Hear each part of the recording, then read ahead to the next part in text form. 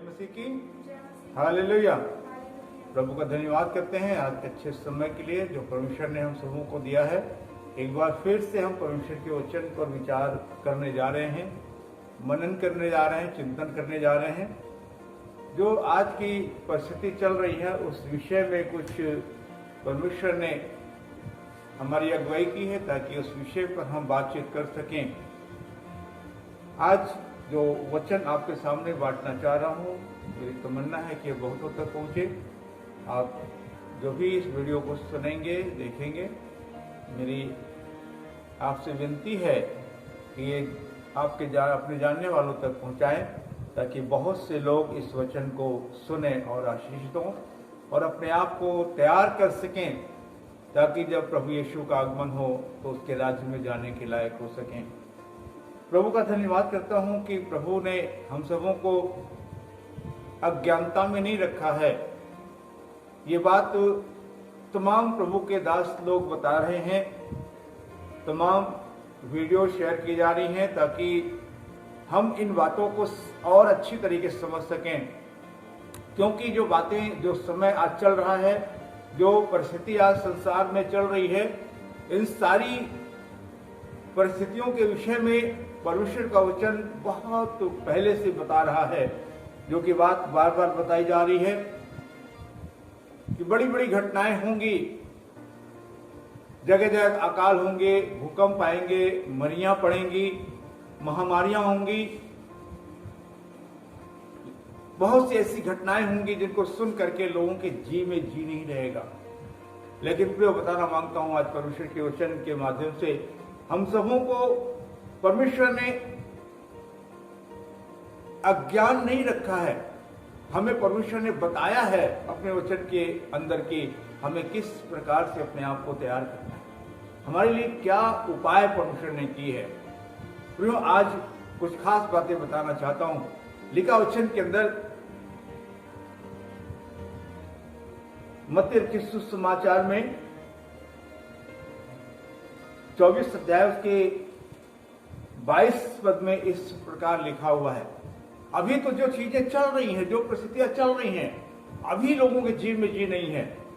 अभी तमाम लोग चिंतित हैं, परेशान हैं कि कैसे इस वायरस से बचा जाए। लेकिन प्रियो परमेश्वर का वचन बता रहा कि बहुत और बड़ी समस्या आने वाली संसार में, और बड़ी बड़ी घटनाएं होने वाली हैं। लिखा वचन के अंदर कि तेरे निकट 1000 और तेरे दाहिने और 10,000 गिरेंगे। मतलब क्या इसका है? इस वचन का क्या मतलब है कि तेरे निकट 1000 और तेरे दाहिने और 10,000 गिरेंगे? मतलब कि बहुत बड़ी महामारी फैलेगी, बहुत बड़ा संकट होगा दुनिया में। लेकिन फिर बताना चाहता हूं परमेश्वर के वचन में यहां कुछ इस प्रकार से लिखा हुआ है। 24 अध्याय उसके 22 पद में पढ़े इसको मेहरबानी से। यदि वे दिन घटाए ना जाते तो कोई प्राणी ना बचता। यदि वे दिन घटाए ना जाते, यानी कि महामारी के दिन, विपत्ति के दिन, पीड़ाओं के दिन, लिखा अगर वे दिन घटाए ना जाते तो कोई प्राणी न बचता, कोई प्राणी न बचता। परंतु एक बात लिखी गई है, परमेश्वर के वचन के अंदर एक बात लिखी गई है। ऐसी घटना होने वाली थी, ऐसी घटना होने वाली संसार में है कि अगर वे दिन घटाए ना जाते तो कोई प्राणी न बचता, परंतु चुने हुओं के कारण वे दिन घटाए जाएंगे। चुने हुओं के कारण परमेश्वर के वचन में बात बताई जा रही है कि चुने हुओं के कारण, जिनको परमेश्वर ने चुना है, जो परमेश्वर के चुने हुए लोग हैं, उनके लिए वे विपत्ति के दिन घटाए जाएंगे, वे महामारी के दिन घटाए जाएंगे, कम कर दिए जाएंगे।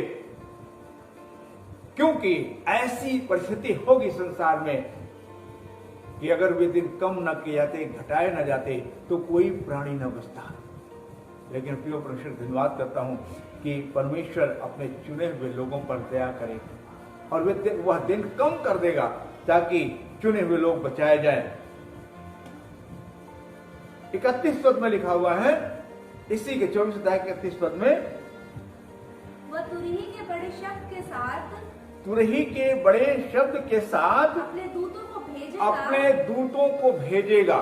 इसके बाद बहुत बड़ी समस्याओं के बाद जब प्रभु यीशु मसीह का आगमन होगा तो लिखा हुआ है कि वो बड़े शब्द के साथ अपने स्वर्गदूतों को भेजेगा और वे आकाश के इस छोर से उस छोर और तक, वे आकाश के इस छोर से लेकर के उस छोर तक चारों दिशाओं से उसके चुने हुओं को इकट्ठा करेंगे, चुने हुए लोगों को इकट्ठा करेंगे। परंतु एक बात लिखी गई है, और बहुत लोग चुने हुए नहीं है, थोड़े हैं। 22:14 में लिखा हुआ है, इसी मत्ती रचित सुसमाचार 22 अध्याय 24-14 पद में लिखा हुआ है, क्योंकि बुलाए हुए तो बहुत क्योंकि हैं, बुलाए हुए तो बहुत हैं, परंतु चुने हुए थोड़े हैं। परंतु चुने हुए थोड़े हैं। बुलाए हुए तो बहुत हैं। आज यीशु मसीह का नाम बहुत लोग जानते हैं, आज परमेश्वर के भवन में बहुत से लोग आते हैं, बहुत से लोग आते हैं। आपको जो बहुत से लोग तो चंगाई प्राप्त करने के लिए आते हैं, चलो वहां चलते हैं, बहुत परेशान हो गए हैं, बहुत भटक गए हैं, बहुत पैसा बर्बाद कर लिया है, बहुत बोझाओं सुखाओं बहुत पैसा नष्ट कर लिया है, बर्बाद हो गए हैं, चलो वहां मसीह लोग प्रार्थना करते हैं, ठीक हो जाएंगे। बहुत से लोग चंगाई पाने के लिए परमेश्वर के भवन में आते हैं। बहुत से लोग यूं देखने के लिए आते हैं क्या हो रहा वहां पर, तरह तरह की भावना लेकर के बहुत से लोग आते हैं। लेकिन यूं परमेश्वर को बता रहा है कि बुलाए हुए तो बहुत हैं, परंतु चुने हुए थोड़े हैं, चुने हुए थोड़े। आज मैं चुने हुए लोगों की बात करना चाहता हूं। आखिर वो चुने हुए लोग कौन हैं? कौन है जो चुने हुए लोग हैं? चुने हुए लोगों का स्वभाव कैसा होगा, उनका जीवन कैसा होगा, उनका रहन सहन कैसा होगा, उनके कार्य कैसे होंगे, ये बताना मांग रहा हूं कि हम अपने आप को इस वचन के माध्यम से, जो वचन बता रहा है कि चुने हुओं के कारण वे दिन घटाए जाएंगे, परमेश्वर अपने दूतों के द्वारा चुने हुए लोगों को इकट्ठा करेगा। बुलाए हुए तो बहुत है, परंतु चुने हुए थोड़े हैं। लेकिन आज बताना मांग रहा हूं, परमेश्वर का वचन यही बता रहा है कि वे चुने हुए लोग अपने आप को कैसे समझ सकते हैं कि मैं चुना हुआ हूं कि नहीं। परमेश्वर का वचन हमें हर प्रकार से प्रियो समझाने की कोशिश करता है, तैयार करने की कोशिश कर रहा, ताकि हम अपने आप को पूरी तरीके से प्रभु में तैयार रखें और हमारी गिनती बुलाए हुए लोगों में से नहीं परंतु चुने हुए लोगों में हो सके। एक जगह पर ले चलूंगा, एक बहुत अच्छा विवरण दिया गया है, परमेश्वर वचन का शिक्षा दी गई है। दूसरे पतरस की दूसरी पत्री उसके 1 अध्याय को निकालें और यहां पर परमेश्वर ने चुने हुए लोगों के विषय में बता रहा है कि कौन चुने हुए लोग हैं, हमारा जीवन कैसा होना चाहिए, उन लोगों का जीवन कैसा होना चाहिए जो चुने हुए लोग हैं। कैसे हम जानेंगे कि हम चुने हुए हैं, हम अपने आप को क्या करें कि हम चुने हुए लोगों में हमारी गिनती हो।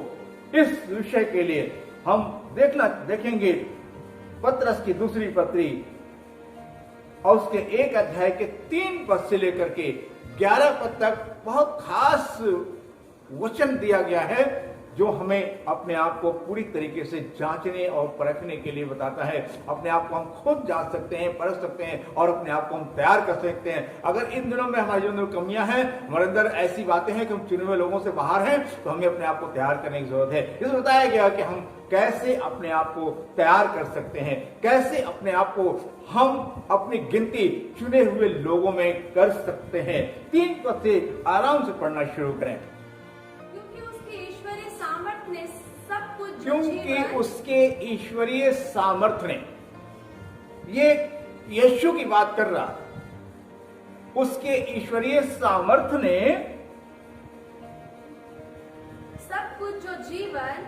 सब कुछ जो जीवन और भक्ति से संबंध रखता है, उसके ईश्वरीय सामर्थ्य ने जो सब कुछ जो जीवन और भक्ति से संबंध रखता है, हमें उसी की पहचान के द्वारा दिया है।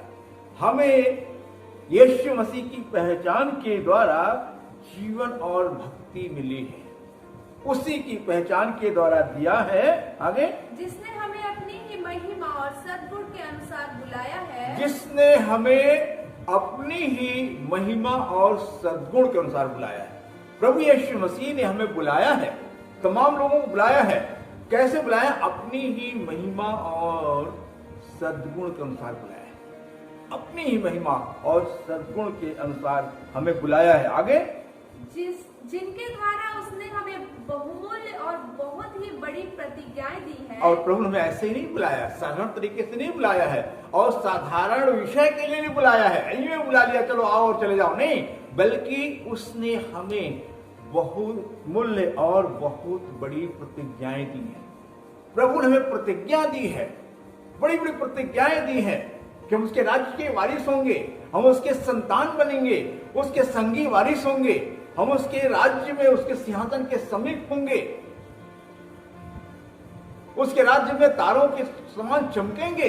ये तमाम बड़ी बड़ी प्रतिज्ञाएं हमें दी गई हैं और ये प्रतिज्ञाएं किसी और के द्वारा नहीं बल्कि यीशु मसीह के द्वारा हमें दी गई हैं। जी, ताकि इनके द्वारा तुम उस सड़ाहट से छूटकर, ताकि इनके द्वारा, उन प्रतिज्ञाओं के द्वारा, उन प्रतिज्ञाओं को याद करके, क्योंकि जब तक किसी को ये पता ना हो कि हम ये काम कर रहे हैं इसके बदले हमें क्या मिलेगा, वो काम मन से नहीं कर सकता है। कोई भी काम करने वाला हो, जब पता होता है इस काम के बदले में क्या मिलने वाला है, हमें प्रतिफल इसका क्या मिलेगा, आदमी जिस हिसाब का प्रतिफल उसको मिलने वाला होता है उसी हिसाब से तन मन लगाकर काम करता है। नहीं तो क्या होता है, लापरवाही में काम करता है। अगर अच्छी चीज नहीं मिलने वाली, अच्छे प्रतिफल नहीं मिलने वाला है तो वो अच्छी तरीके से काम नहीं करता है, लापरवाही में जीवन जीता है, लापरवाही से काम करता है। लेकिन ये बहुत बड़ी प्रतिज्ञाएं हैं कि हम अनंत जीवन के वारिस होंगे, हम फाटकों से होकर परमेश्वर के नगर में प्रवेश करने पाएंगे, परमेश्वर के सिंहासन के पास होंगे। ये तमाम बातें, बड़ी बड़ी प्रतिज्ञाएं हमें दी गई हैं ताकि तुम उस सड़ाहट से जो छूट कर, जो संसार में बुरी अभिलाषाओं से होती हैं, आज तमाम प्रकार, आज समस्याएं क्यों, आज विपत्ति क्यों, आज परेशानियां क्यों फैल रही हैं, क्योंकि संसार में बुरी अभिलाषाएं फैली हुई हैं। उस बुरी अभिलाषाओं की सड़ाहट में लोग सड़ रहे हैं। आज इसीलिए तमाम तरीके की समस्याएं जीवन में आ रही हैं। प्रिय, बताना मांगता हूं, लिखा है कि ताकि तुम उस सड़ाहट से छूट कर जो संसार में बुरी अभिलाषाओं से होती है, ईश्वरीय स्वभाव के समभागी हो जाओ। कितनी बड़ी बात दी गई यहां पर कि हम ईश्वरीय स्वभाव के समभागी हो जाएं, यानी कि जैसा प्रभु यीशु मसीह का स्वभाव था, जैसा परमेश्वर पिता का स्वभाव है, वैसे ही हमारा भी स्वभाव हो, समभागी हो जाए, बराबर के हिस्सेदार हो जाए। समभागी मतलब बराबर के हिस्सेदार हम बन जाएं। ये तब होगा जब उन प्रतिज्ञाओं को हम याद करेंगे। ये छोटी छोटी चीजों में हमें उलझ करके नहीं रहना है, छोटी छोटी बातों में उलझ करके नहीं रहना है। जो आज संसार में लोग उलझे हुए हैं, सांसारिक अभिलाषाओं में लोग फंसे हुए हैं, उनसे छूटना हमें, उन सांसारिक अभिलाषाओं से छूट कर, उस सड़ाहट के समान है। अभिलाषाएं सड़ाती इंसान को बर्बाद करती हैं, लेकिन उससे छूटकर हमें ईश्वरीय स्वभाव का समभागी होना है, ईश्वरीय स्वभाव का बराबर का हिस्सेदार होना है। और कैसे होंगे, आगे और कुछ लिखा है जी। इसी कारण तुम सब प्रकार का यत्न करके, इसी कारण तुम सब प्रकार का यत्न करके अपने विश्वास पर सद्गुण, अपने विश्वास पर सद्गुण, हम सबों ने विश्वास किया है, यीशु पर विश्वास किया है, यीशु हमारा मुक्तिदाता है, यीशु हमारे पापों को क्षमा करने के संसार में आया, यीशु मसीह हमारे पापों के प्रायश्चित के रूप में प्राणों की आहुति दे दी है, ये हम विश्वास करते हैं। यीशु मसीह मर गया, गाड़ा गया, तीसरे दिन मृतकों में से जी उठा, ये हमारा विश्वास है। लेकिन यही काफी नहीं है, ये विश्वास करना ही काफी नहीं है। ये तो बुलाए हुए लोगों की पहचान है, बुलाए गए हैं, आ गए, विश्वास कर लिया ईश्वर पर। लेकिन अब हमें अपने आप को ईश्वरीय स्वभाव का समभागी बनाना है, परमेश्वर के स्वभाव का समभागी बनाना है। अपने विश्वास पर सद्गुण, जब हमने विश्वास किया यीशु पर, अब हमारे अंदर सद्गुण होने की जरूरत है, अच्छे गुण होने की जरूरत है, अच्छे आचरण अपने जीवन के अंदर लाने की आवश्यकता है, ताकि हमारे आचरण पर किसी प्रकार से कोई उंगली न उठा सके, कोई दोष हमारे आचरण में न पाया जाए। प्रियो, हमें अपने विश्वास पर सद्गुण लाने की जरूरत है। और सद्गुण पर समझदार होना, हमें सद्गुण पर समझ और समझ समझ पर संयम। हमें संयमी होने की जरूरत है। आज छोटी छोटी बातों में लोग उतावले हो जाते हैं, छोटी छोटी बातों में लोग क्रोधित हो जाते हैं, लेकिन आज परमेश्वर चिंता कि अपने समझ पर संयम लाने की जरूरत है। संयमी होना है, संयम और संयम पर धीरज और संयम पर धीरज। हमें धीरजवंत होना है।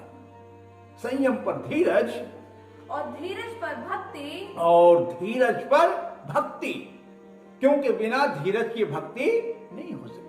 कोई व्यक्ति जो धीरजवंत नहीं हो भक्ति नहीं कर सकता है। धीरज पर भक्ति और भक्ति पर भाईचारे की प्रीति और भक्ति पर भाईचारे की प्रीति और भाईचारे की प्रीति पर प्रेम बढ़ाते जाओ।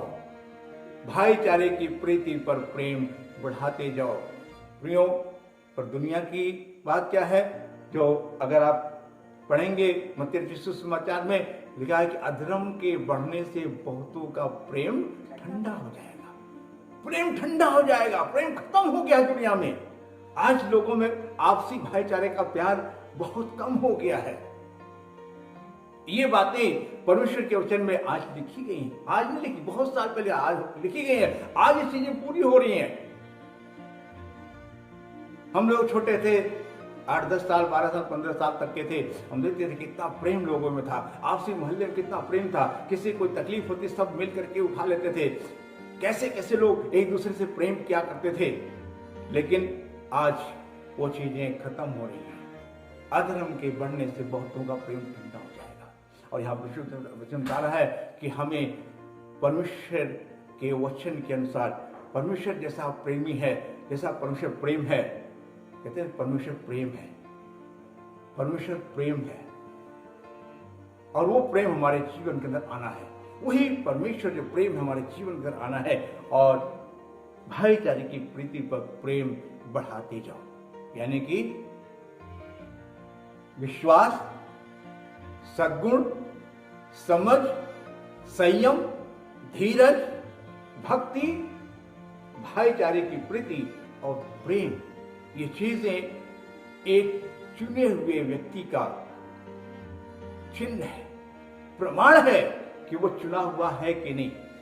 और क्योंकि आगे बताया जा रहा, आगे लिखा गया वचन के अंदर, क्योंकि यदि ये बातें तुम में वर्तमान रहे और क्योंकि यदि ये बातें तुम में वर्तमान रहे और बढ़ती जाए, यानी कि ये बातें विश्वास, सद्गुण, समझ, संयम, भक्ति, भाईचारे की प्रीति, प्रेम, ये बातें तुम में वर्तमान रहे, बनी रहे, और सिर्फ बनी ही ना रहे वरन बढ़ती जाए, तो तुम्हें हमारे प्रभु यीशु मसीह की पहचान तुम्हें हमारे प्रभु यीशु मसीह के पहचानने में निकम्मे और निष्फल ना होने देंगे। आज लोग प्रभु यीशु मसीह अगर आ जाए, अगर प्रभु यीशु मसीह आज हो जाए, इन दिनों हो जाए, तो कितने लोग उसको पहचान पाएंगे? कितने लोग उसको पहचान पाएंगे? निकम्मे हो जाएंगे, निष्फल हो जाएंगे। लेकिन अगर ये बातें हमारे जीवन में रहेंगी, विश्वास, सद्गुण, समझ, संयम, भक्ति, भाईचारे की प्रीति, प्रेम, अगर ये बातें हम में रहेंगी, बढ़ती जाएंगी, तो हम प्रभु यीशु मसीह को जैसा वो है वैसे ही पहचान लेंगे। हालेलुया। हमें पहचान लेंगे, उसे हम पहचान लेंगे जैसा यीशु है। वो हमें निष्फल और निकम्मा नहीं होने देंगे। और आगे क्या लिखा? क्योंकि जिसमें ये बातें नहीं, ध्यान से सुनिएगा, जिसमें ये बातें नहीं वो अंधा है और धुंधला देखता है। जिसमें ये बातें नहीं है, यानी विश्वास, सद्गुण, समझ, संयम, धीरज, भक्ति, भाईचारे की प्रीति और प्रेम, जिसके अंदर ये बातें नहीं है, वो अंधा है और धुंधला देखता है। क्या? अंधा है और धुंधला देखता है, और अपने पूर्वकालिक पापों से धुलकर शुद्ध होने को भूल बैठा है। ये भूल बैठा है कि हमारे जो पाप थे, जो हमने अधर्म किया, हमने बुराई की, हमने पाप किया, उससे हमारा छुटकारा सोने चांदी से नहीं हुआ है, लेकिन यीशु मसीह के बहुमूल्य लहू के द्वारा हुआ है। इस बात को भूल बैठे हैं। अगर ये बातें हम में नहीं है, अगर हमें सद्गुण नहीं है, अगर हमें विश्वास नहीं है, सद्गुण नहीं है, संयम नहीं है, धीरज नहीं है, भक्ति नहीं है, भाईचारे की प्रीति नहीं है, प्रेम नहीं है, तो इसका मतलब यह है कि हम अपने पूर्वकालीन पापों से धुलकर शुद्ध होने को भूल बैठे हैं, अंधे हैं और धुंधला देखते हैं। हमें अपने आप को तैयार कर, क्या हम चुने हुए लोग हैं? अगर हमें ये बातें नहीं है, इसका मतलब क्या हम चुने हुए नहीं हैं? और ऐसे लोगों को प्रभु इकट्ठा करेगा, अपने दूतों के द्वारा इकट्ठा करवाएगा जो चुने हुए लोग हैं। जो चुने हुए लोग हैं वही इकट्ठे करे जाएंगे। और चुने हुए लोगों की क्वालिटी यह है, उनके अंदर ये बातें रहनी चाहिए, उनके अंदर ये कार्य होने चाहिए। आगे क्या लिखा है? इस कारण हे भाइयों अपने बुलाए जाने और चुन लिए जाने को सिद्ध करने का भली भांति यत्न करते जाओ। भली भांति यत्न करते जाओ, क्योंकि बिना यत्न किए आप सद्गुण उत्पन्न नहीं कर सकते हैं। बगैर आप यत्न किए समझ प्राप्त नहीं कर सकते हैं। बिना यत्न किए आप संयमी नहीं हो सकते हैं। बगैर यत्न किए आप भक्ति नहीं कर सकते हैं। धीरज आपके अंदर नहीं हो सकता है। भाईचारे की प्रीति प्रेम बिना यत्न किए नहीं आ सकता है। लेगा है कि उसके लिए आप यत्न करते, भली भांति यत्न करते जाओ। किसके लिए? बुलाए जाने और चुन लिए जाने को सिद्ध करने का। बुला तो लिए गए, लेकिन हमें सिद्ध करने के लिए अपने आप को प्रयत्न करना पड़ेगा, यत्न करना पड़ेगा। और कैसे? भली भांति करना पड़ेगा। साधारण तरीके से नहीं, यूं ही चलते रहे हो जाएगा, नहीं, ऐसे नहीं हो जाएगा। हमें भली भांति यत्न करना है ताकि हम चुन लिए जाएं। अपने आप को सिद्ध करना है कि हम चुने हुए लोग हैं, हम प्रभु के चुने हुए लोग हैं। इस बात के लिए हमें सिद्ध करना है, क्योंकि अगर अपने आप को हम सिद्ध करते जाएंगे तो क्या होगा? क्योंकि यदि ऐसा करोगे तो कभी भी ठोकर ना खाओगे। क्योंकि यदि ऐसा करोगे तो कभी भी ठोकर नहीं खाओगे। हालेलुया! कभी भी ठोकर नहीं खाएंगे। अगर हम ये बात करेंगे, सिद्ध करते जाएंगे, मनुष्य के वचन बढ़ते जाएंगे,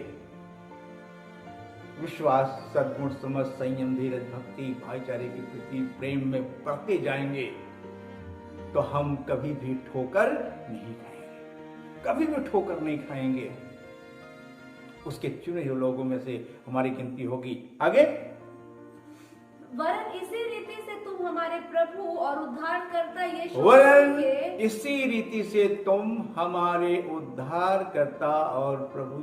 मसीह के अनंत राज्य में बड़े आदर के साथ प्रवेश करने पाओगे। हालेलुया! हमें अगर परमेश्वर के राज्य में, प्रभु यीशु मसीह के अनंत राज्य में प्रवेश करना है, आदर के साथ प्रवेश करना है, तो हमें अपने आप को सिद्ध करना है। अपने बुलाए जाने और चुन लिए जाने को सिद्ध करने का भली भांति यत्न करते जाओ। यत्न करते हुए दिन प्रतिदिन बढ़ते जाना प्रियो। तब चाहे कैसी समस्या आएंगी, चाहे कितनी विपत्ति आएगी, चाहे कैसी महामारी फैलेगी, चाहे हमारे निकट 1000, हमारे दाहिने 10,000 गिरेंगे, परंतु हम अगर चुने हुए लोग हैं, हमारे अंदर ये क्वालिटी है, तो हम कभी भी ठोकर नहीं खाएंगे। हम किसी प्रकार से लज्जित नहीं होंगे, हम शर्मिंदा नहीं होंगे, वरन प्रभु अपने दूतों के द्वारा हमें इकट्ठा करेगा, हमारे कारण वो विपत्ति के समय को घटा देगा। प्रियो, जरूर इस बात की है कि हम अपने बुलाए जाने और चुन लिए जाने को सिद्ध करने का भली भांति यत्न करते जाएं, यानी कि विश्वास में बढ़ते जाएं, सद्गुण में बढ़ते जाएं, समझ बढ़ते जाएं, संयम बढ़ते जाएं, भाईचारे की प्रीति में बढ़ते जाएं, धीरज हमारे अंदर हो। और हम सबसे बड़ी बात यह है कि लिखा है कि प्रेम सबसे बड़ा है। प्रेम सबसे बड़ा है। हमारे अंदर प्रेम होगा, सारी चीज हमारे जीवन के अंदर हो सकती है। हमें जरूरत इस बात की है कि हम परमेश्वर के प्रेम में दिन प्रतिदिन बढ़ते जाएं, अपने आप को तैयार करें। अगर हम तैयार रखेंगे, कभी भी आना हो सकता है, क्योंकि लिखा है कि तुम नहीं जानते कि वो कब आ जाएगा, कब आना हो जाएगा यीशु का।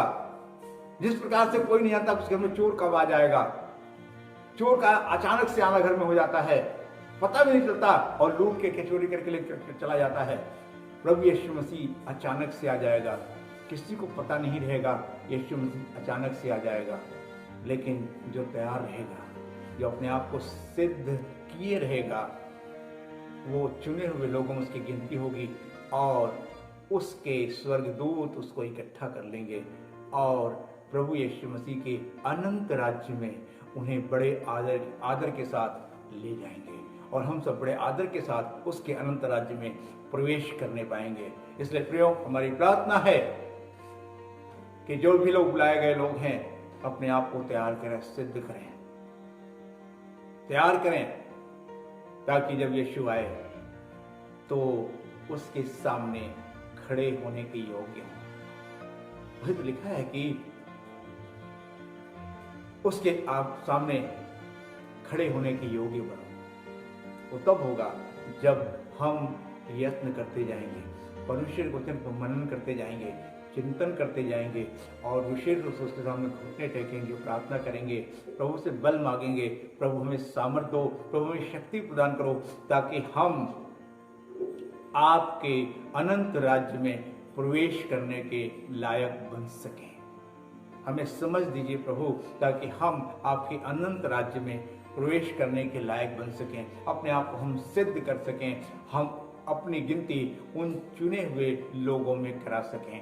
प्रभु हम सब पर अनुग्रह करे, हम पर दया करे, हम सबको अपने पवित्र आत्मा की सहायता प्रदान करके हमें इस योग्य बनाए, ताकि हमारी गिनती चुने हुए लोगों में हो और हम प्रभु यीशु मसीह के अनंत राज्य में हमेशा हमेशा के लिए जाकर प्रभु की महिमा कर सकें। प्रभु हमको और आपको, सारी दुनिया को आशीषित करें।